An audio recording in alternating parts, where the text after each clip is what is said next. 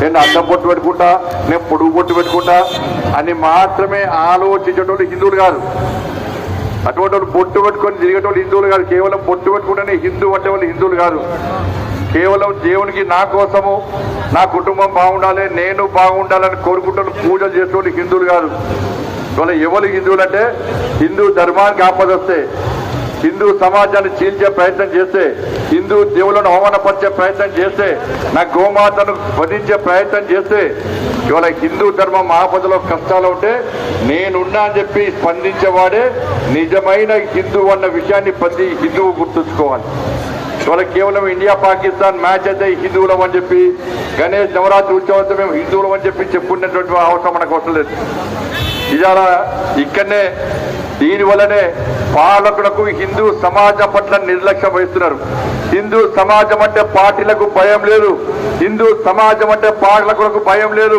హిందువులు చీలిపోతారు, హిందువులు కులాలుగా ఉంటారు, హిందూ వర్గాలుగా ఉంటారు, హిందూ ఊర్ల పేరుతో చీలిపోతారని చెప్పి ఒక చెడు ఆలోచన ఇవాళ పాలకుల్లో కూడా ప్రభుత్వాలకు ఉండడం వల్లనే ఇవాళ మనల్ని ఇవాళ తెలంగాణ రాష్ట్రంలో హిందువులు పిచ్చగాళ్ళగా బతికే పరిస్థితి వచ్చింది. దానికి కారణం మనమే.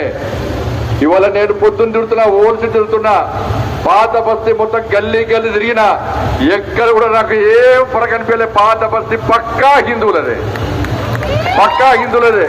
మొన్న బోనాలు తిరిగినా, ఈరోజు గణేష్ నవరాత్రి ఏ గల్లీ చూసినా, బస్తీ చూసినా కూడా ఎక్కడ కూడా భారత్ మాతాకి జై, విఘ్నేశ్వర మహారాజ్కి జై చెప్పి హిందూ హిందూ బాయ్ బాయ్ అని చెప్పి నిలదీస్తూ గర్జిస్తున్నటువంటి ఆ నినాదాల హోరు నా చెవులు వినబడుతూనే ఉన్నది.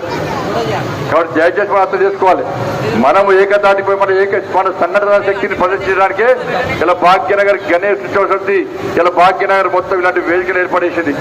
ఇలా గణేష్ నవరాత్రి ఉత్సవాలంటే కేవలం భక్తితో కూడిందే కాదు, భక్తి దేశభక్తి ఇమిడి ఉన్న పండుగనే గణేష్ నవరాత్రి ఉత్సవాలు. ఒకవైపు విఘ్నేశ్వరుని ముక్తం, మరొక వైపు హిందూ ధర్మానికి వ్యతిరేకంగా ఎవరైతే వాగుతుండో, ఎవరైతే మురుగుతుందో, హిందూ సమాజాన్ని నాశనం చేస్తుండో వాళ్ళందరికీ గుణపాఠం చెప్పడానికి, ఎవడు హిందూ సమాజం పట్ల నిర్లక్ష్యం వహిస్తుండో వాళ్ళందరికీ గుణపాఠం చెప్పి హిందూ సమాజం ఐక్యతగా ఉంది, హిందూ సమాజం సంఘటితంగా ఉంది అని చెప్పి ఈ హిందూ సమాజాన్ని సంఘటితం చేయడానికి ఒక వేదిక అవసరం అని చెప్పి భాగ్యనగర్ గణేష్ ఉత్సవ సమితి హిందూ విశ్వ హిందూ పరిషత్ భావించింది. కాబట్టి ఈ రోజు వేదికలు ఏర్పడేసి మీ అందరినీ ఒక్క తాటిపై తీసుకొచ్చే ప్రయత్నం విశ్వ హిందూ పరిషత్ చేస్తున్నది. ఆ రోజు బాల గంగాధర తిలక్ యొక్క ఆలోచన, వాళ్ళ ఆకాంక్ష ఏదైతుందో ఆ రోజు బ్రిటిష్ వాళ్ళని తరిమికొట్టడానికి గణేష్ నవరాత్రి ఉత్సవాలు వేదికగా వేసుకొని వినాయక నిమజ్జనోత్సవం వేదికగా బాల గంగాధర తిలక్ తీసుకుంటూ దాన్ని స్ఫూర్తిగా తీసుకునే ఆనాటి నుంచి ఈనాటి వరకు కూడా విశ్వ హిందూ పరిషత్ ఆ పరంపరను కొనసాగిస్తూ వస్తున్న విషయాన్ని మనం గుర్తుంచుకోవాల్సిన అవసరం ఉంది. ఇవాళ కేవలము మన నిర్లక్ష్యం వలనే ఇవాళ మనకు అన్యాయం జరుగుతుంది. ఇలా పిచ్చమెత్తుకునే పరిస్థితి వచ్చింది. ఇలా వినాయక నవరాత్రి ఉత్సవాలకు ఒక్క పైసా అయ్యారు. వినాయక పండుగలు హిందువులు పండుగలు చేసుకోవాలనుకుంటే మైక్ పర్మిషన్ కావాలి, పోలీస్ పర్మిషన్ కావాలి, ఫైర్ పర్మిషన్ కావాలి, కలెక్టర్ పర్మిషన్ కావాలి, గ్రామ పంచాయతీ పర్మిషన్ కావాలి, కార్పొరేషన్ పర్మిషన్ కావాలి. చౌరస్తాలో పెట్టద్దు, సౌండ్ పెట్టద్దు, పెద్ద విగ్రహాలు పెట్టద్దు, మట్టి విగ్రహాలు పెట్టాలి, వేరే విగ్రహాలు పెట్టద్దు. కాలుష్యం వస్తుంది, పర్యావరణం వస్తుంది. ఇలా వేరే పండుగలు ఎందుకు బాగా చేసుకుంటారని హిందూ సమాజం అడుగుతలేరు. కేవలం హిందూ పండుగలకు మాత్రమే ఆంక్షలు ఎందుకని మాత్రం పక్కా హిందూ సమాజం ప్రశ్నించే స్థితికి రావాల్సిన అవసరం ఉంది. ఇలా కోర్టును వ్యతిరేకించాం, కానీ కోర్టు తీర్పిస్తుందని తెలుసు ప్రభుత్వానికి. కోర్టు తీర్పిస్తుందని చెప్పిన తర్వాత పాలకులు ఏం చేయాలి? నిమజ్జనోత్సవ కార్యక్రమానికి ఏర్పాట్లు చేయాలి.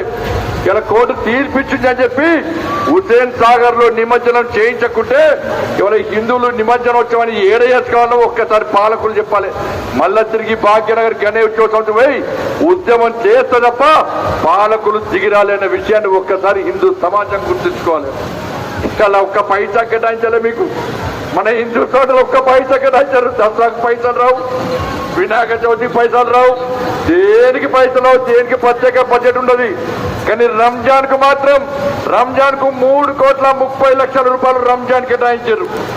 తబ్లిగేట్ జమాతా ఇస్లాం అని చెప్పి దేశద్రోహ సంస్థ ఈ దేశంలో హిందువులను రాచి రంపానబట్టే తబ్లిగేట్ జమాతా ఇస్లాం సంస్థకు 2,40,00,000 రూపాయలు ఇచ్చారు. కానీ హిందువులందరూ ఏకతాటి మీదకి వచ్చి ఘనంగా పండుగలు నిర్వహించుకోండి. గణేష్ నవరాత్రి ఉత్సవాలకు ఒక్క పైసా అయ్యారు, కోనాల పండుగలకు పైసలు ఇవ్వరు, దేవి ఉత్సవాలకు పైసలు ఇవ్వరు, హనుమాన్ జయంతికి పైసలు ఇవ్వరు, వాళ్ళ భవానీ ఉత్సవాలకు పైసలు ఇవ్వరు.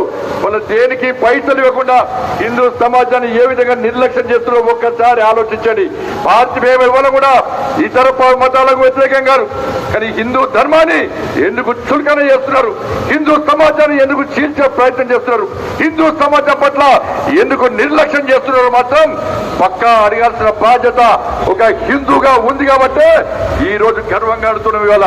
అందుకే పాత బస్తీ మనదే, ఇదే గడ్డ మీద ఎవరైతే ఈ గడ్డ మాది, ఈ ప్రాంతం మాది, ఈ స్థలం మాది, మా పర్మిషన్ తో ఈ స్థలానికి రావాలని చెప్పి ఎవరైతే విరవిగిండో వానికి సవాలుకు స్వీకరించి ఇదే భాగ్యలక్ష్మి అమ్మవారి సాక్షిగా, భాగ్యలక్ష్మి అమ్మవారి పాదాల సాక్షిగా ఈ గడ్డ మీదకెళ్ళే జై శ్రీరామ్ భారత్ మాతాకి జయని గర్జించిన విషయాన్ని ఒక్కసారి పాత బస్తీ ప్రజలు గుర్తుంచుకోండి.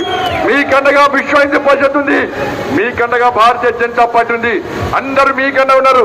భాగ్యనగర్ ప్రజలంతా కూడా ఇలా పాత బస్తీలోని హిందువులకు అండగా ఉంటారన్న విషయాన్ని గుర్తుంచుకోండి. ఎవరైతే పాత బస్తీని వదిలిపోయినరో హిందువులందరూ తిరిగి రండి. మీరు కూడా ఈ పాత బస్తీలో మీ ప్రాపర్టీస్ కొనుక్కోండి, మీరు స్వేచ్ఛగా జీవించండి. పాత బస్తీ మాదే, పాత బస్తీ మనదే. అరే ఈ ఓల్డ్ సిటీని న్యూ సిటీ చేసే వరకు కూడా వదిలిపెట్టే ప్రసక్తి లేదు. ఓల్డ్ సిటీని న్యూ సిటీ చేస్తాం, ఓల్డ్ సిటీని అభివృద్ధి చేస్తాం, ఓల్డ్ సిటీకి కంపెనీలు తీసుకొస్తాం, ఓల్డ్ సిటీకి మెట్రో తీసుకొస్తాం. ఓల్డ్ సిటీలో ఎవరైతే ఓల్డ్ సిటీలో ఉగ్రవాదులతో చట్ట పట్టాలు వేసుకొని తిరిగి ఉగ్రవాదులకు స్థావరంగా మార్చిందో వాళ్ళను పాత బస్తీ నుంచి తరిమి